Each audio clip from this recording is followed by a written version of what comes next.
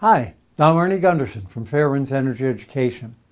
It's been almost 5 years since the Fukushima Daiichi meltdowns, and the news from Japan is still not good.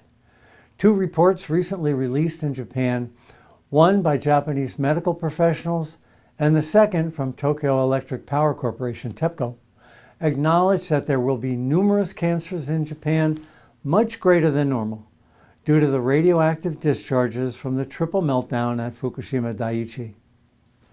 First, a long-term Tokyo Electric employee at Fukushima Daiichi has been diagnosed with leukemia, and TEPCO has announced that his leukemia is due to his exposure to ongoing radiation following the meltdowns. During the early months of the Fukushima Daiichi emergency, many workers did not wear the required dosimeters to measure each employee's exposure to radiation. So there's no accurate record of the radiation doses received by TEPCO employees. What is certain is that these people, predominantly men, were incredibly brave, as each one of them risked their own personal health to save the people of Japan from what would have become a cataclysmic worldwide event. Personally, I honor these TEPCO employees and am deeply saddened that they're now developing cancers and other serious illnesses. But I'm not surprised.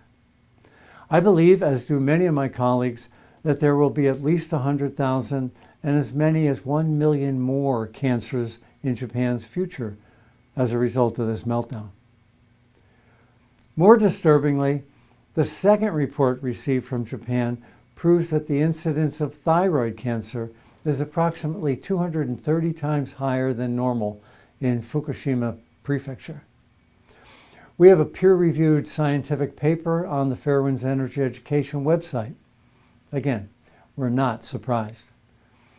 Iodine-131, which is the primary cause of thyroid cancer, has what's called a very short half-life of only 8 days, meaning that within 80 days, it would almost entirely be gone. Although there's very few accurate measurements of iodine during and immediately after these nuclear power failures, there are measurements that clearly show iodine concentrations were as great as 100 times higher than the radioactive cesium that was also released. Now, the latency period for thyroid is almost over, and experts believe that many more thyroid cancers will be detected during the next 5 years. If you're a frequent visitor to the Fairewinds Energy Education website, you'll know that since 2011, we've been informing people that these cancers and other devastating radiation-induced illnesses are inevitable due to the radiation exposure people were subjected to. In preparation for this video discussion, I went back and I reviewed a speech I gave in the New York Academy of Medicine in March of 2013. It was about the radiation releases from the Fukushima nuclear plant as the disaster began and throughout the ensuing months.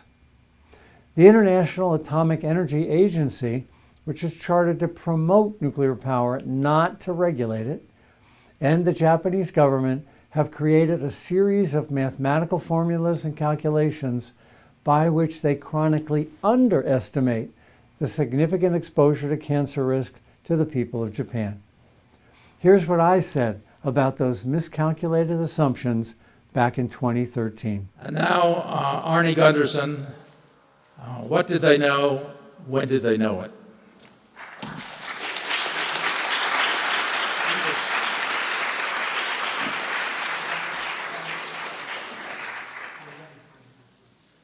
Is there a clicker? Hi, thank you very much for coming. I'd like to especially thank Helen Caldecott, the Caldecott Foundation, and Physicians for Social Responsibility for sponsoring the meeting today.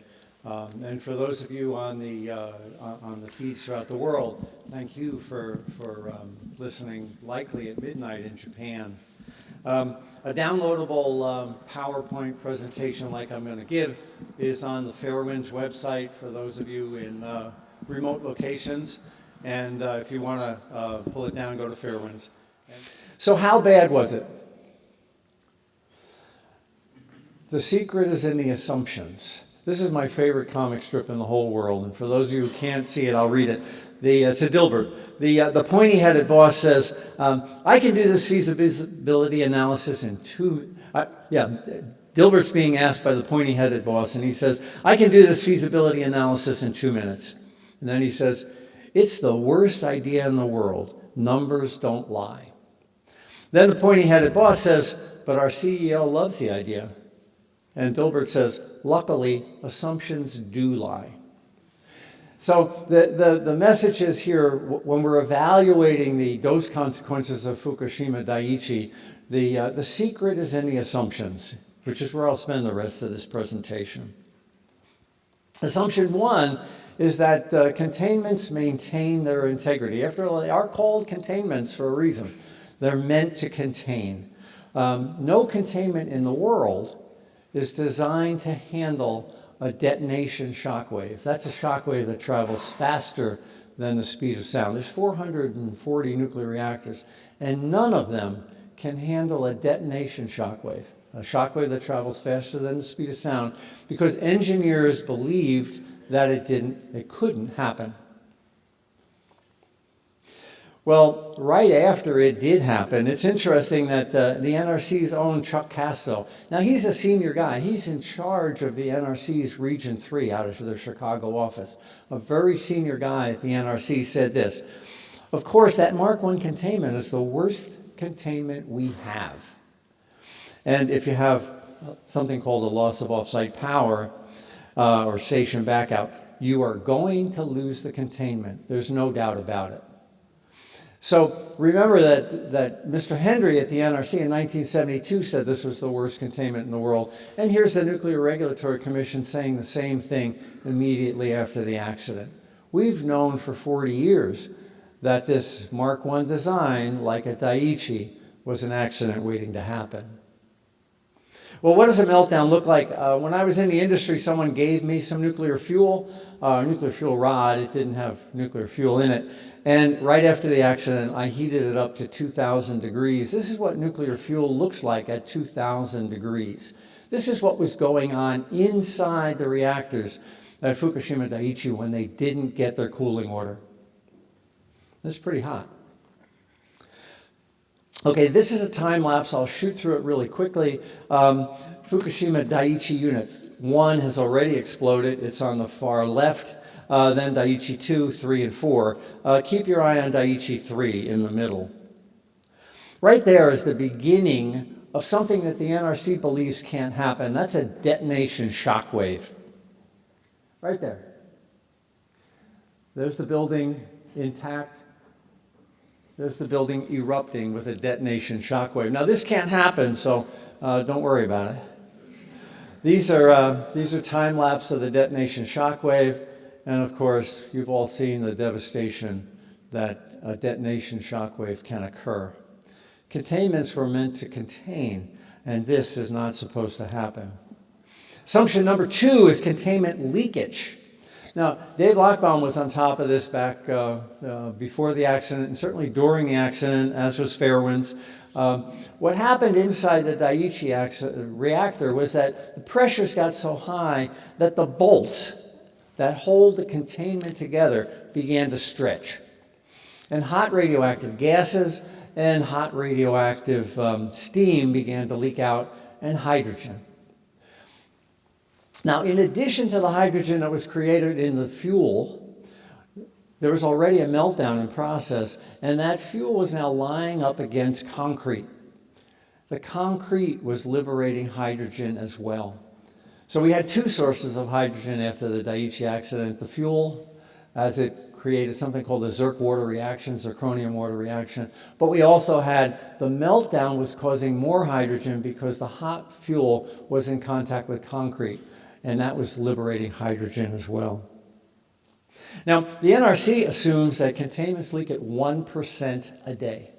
So in a building this, in a room this size, what we're saying is that the gases that are released would be about 1%, meaning over 100 days, the gases in this room would leave and fresh gases would come in behind it.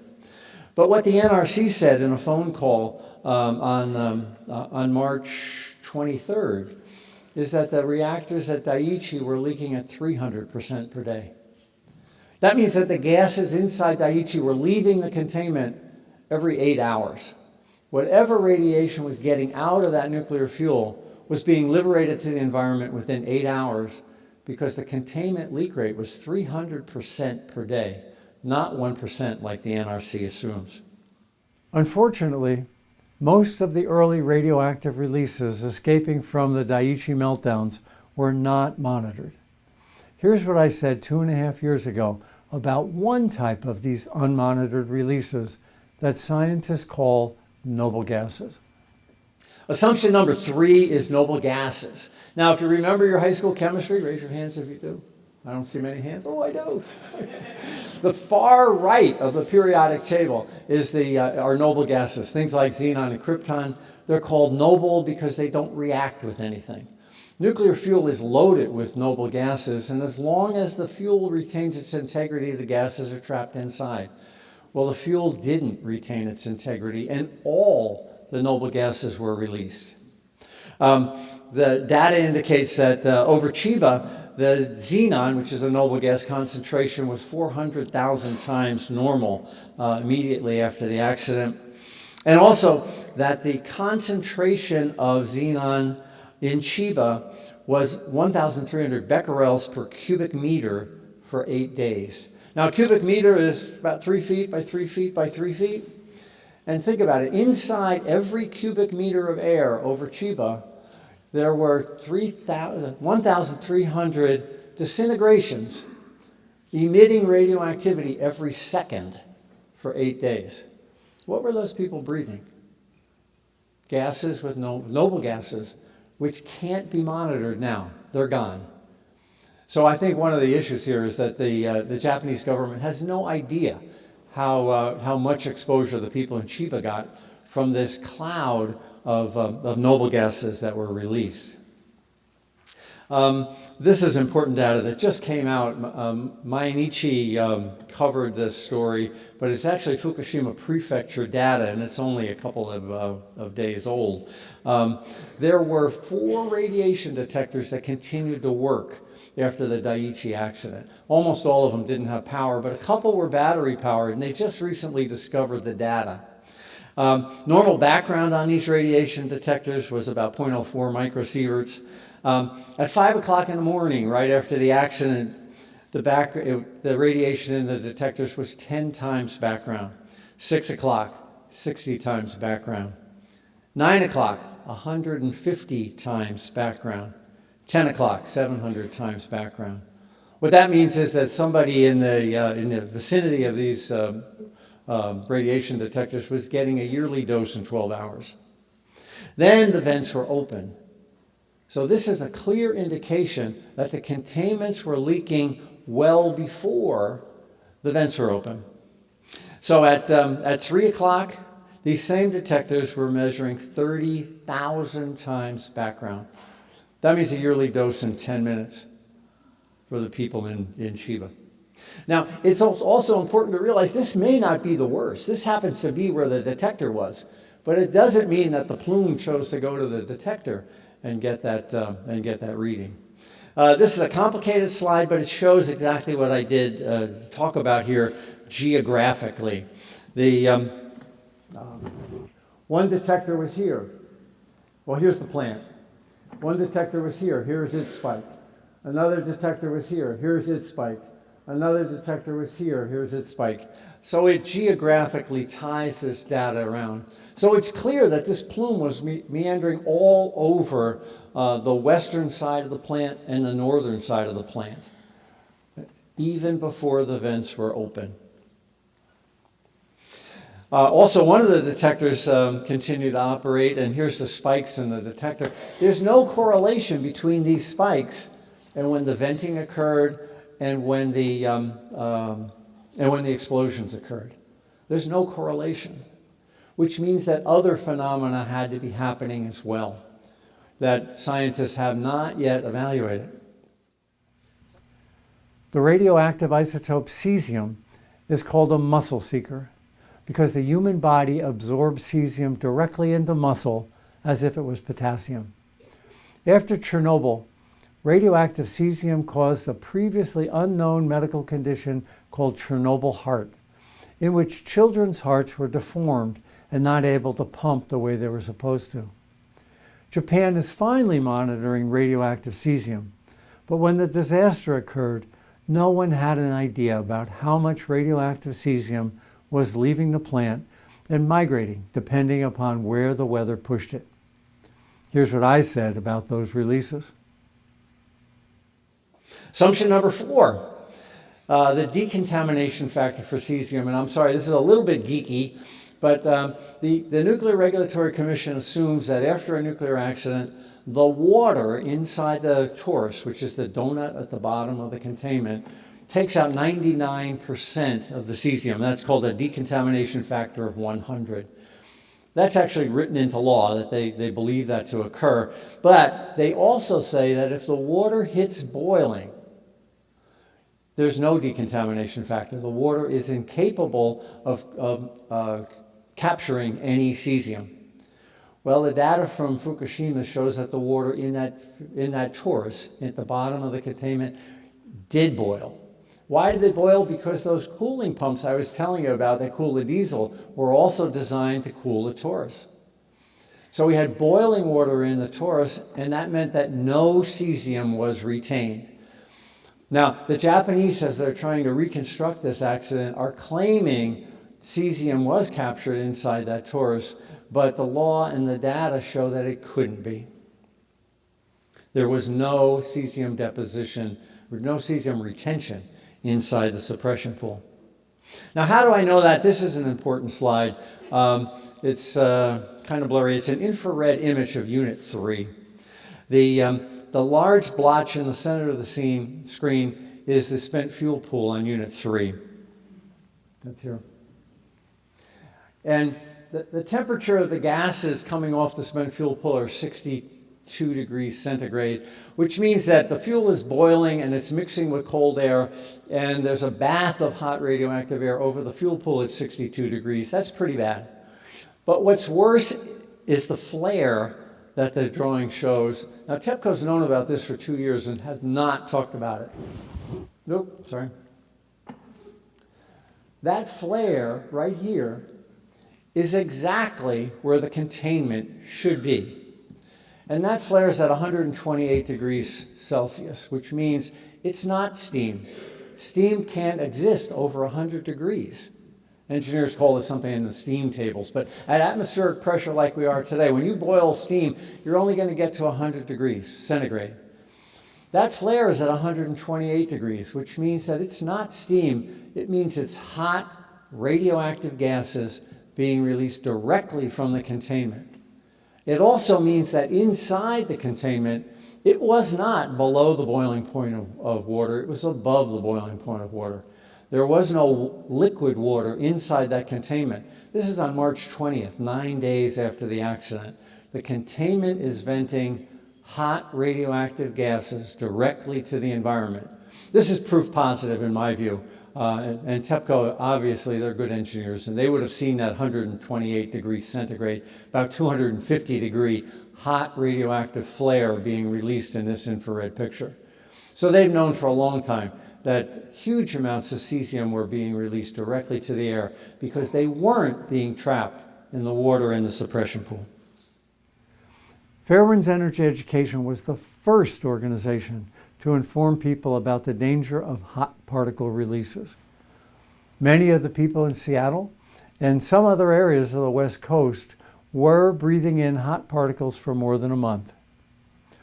This is what I had to say about hot particles in my presentation at the New York Academy of Medicine. Last assumption is hot particles. This is me and Reiko, my co-author of the book we wrote in Japanese, taking a sample when I was in Japan in February of last year. The soil, I took 5 samples in 5 days. I just went to piece of pavement or a piece of, one case it was a children's park right next to a school. The kids were playing right next to me, throwing stones like kids do. I took a bag of samples. And I brought the 5 samples back, declared them through customs, and they were analyzed by Marco Kaltofen at Worcester Polytech.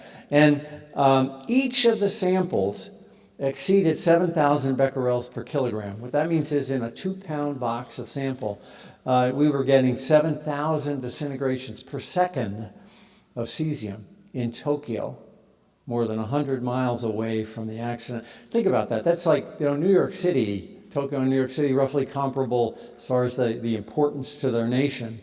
And 7,000 becquerels per kilogram qualifies as radioactive waste in the United States. So the people in Tokyo are walking around with spots that have radioactive waste. And I didn't go hunting for this stuff. It was right on the side of the sidewalk. This is an autoradiograph of a car filter in taken. What that means is we had people, Fairewinds had people send us air filters. And one box arrived totally unexpected. And as I approached it with my Geiger counter, the Geiger counter started to go off at 5 feet away. It was a car air filter. We took the car air filters and laid them out on an X-ray plate. Marco Kaltofen did at Worcester Poly. And these are the burn marks in the X-ray plate after the X-ray plate was set in a safe for several days. Fukushima Daiichi is on the right, Tokyo's in the middle. Those show hot radioactive particles trapped in the air filter. Well, people were in those cars. Kids were in those cars. If it's in their lungs, if it's in their air filter, it's in their lungs. I think it's safe to assume that the people in Fukushima City and people in Tokyo had enormous exposure of hot particles directly into their lungs. We also asked for kids' shoes. This is the concentration of cesium on children's shoes. Kids tie their shoes. Kids eat with their hands. That's in their stomach, it's in their gut, it's in their intestines. I thought I'd compare what the available inventory of radiation was for cesium compared to Fukushima Daiichi. Now these things are called petabecquerels or petabecquerels, and it's a whole bunch of zeros on the end of a number. The total available cesium at Chernobyl was 2.9 with 17 zeros behind it of cesium. There was almost 3 times more cesium available to be released at Daiichi 1, 2, and 3. We know for a fact that 300%, 3 times more noble gases were released from Daiichi. There can be no argument about that. Now people are wondering how much cesium was released. Chernobyl shows that about 1/3 of the cesium was released from Chernobyl, and Japanese experts are saying that, oh no, it can only be about 1% of the cesium was released, or maybe 2% of the cesium was released from Fukushima. I don't believe that's true, and I don't believe that's true because of the drawing I showed you before, where the temperature inside that reactor was on the order of, inside the containment, was so hot that there was no liquid water to retain the cesium. The Japanese experts believe that the cesium was retained in the water, but that infrared photo that I showed you earlier clearly shows that couldn't have happened. To me, and to many of the doctors and scientists I know, the cancer risks the Japanese are facing were obvious, even 3 years ago when some of us presented at the New York Academy of Medicine. Here are my concluding remarks. So I conclude that the noble gases were 3 times the releases of Chernobyl, and the containment leak rate was 300% per day. That's an NRC number. And that the decontamination for cesium was 0. Nothing was getting filtered out, scrubbed out in the suppression pool. The one good thing that Fukushima had that Chernobyl didn't is that one side was water, and a lot of times the wind was blowing out to sea. But offsetting that was the last piece on the page, which is that the population density in Japan is a heck of a lot worse than the population around the Chernobyl reactor. And finally is the liquid releases. I really haven't had time to even talk about them, but they'll continue for years and years into the future. And we already know that the liquid releases are 10 times Chernobyl. Tokyo has 35 million people in metropolitan Tokyo. And Prime Minister Khan said, our existence as a sovereign nation was at stake. Now, I already know, I've taken the 5 samples that show that portions of Tokyo, all over Tokyo, were as radioactive as what we would have to send to a radioactive dump here in the United States. So I think the point is, at what point do the risks of a technology become unacceptable? Well, my conclusion is that sooner or later, in any foolproof system, the fools are going to exceed the proofs. Okay, thank you. So what's the bottom line? The cancers already occurring in Japan are just the tip of the iceberg. I'm sorry to say that the worst is yet to come. Every day, we at Fairewinds work hard to hold the nuclear industry and its so-called regulators accountable to people throughout the world. Many of you write to us to thank us for our work or to ask questions. Now we at Fairewinds Energy are asking you to help us continue our energy education and nuclear power watchdog activities. Please help the Fairewinds crew continue this work in 2016 by pushing the Support Our Site SOS button and making a generous contribution to help us continue to move energy education forward. I'm Arnie Gundersen from Fairewinds. We'll keep you informed.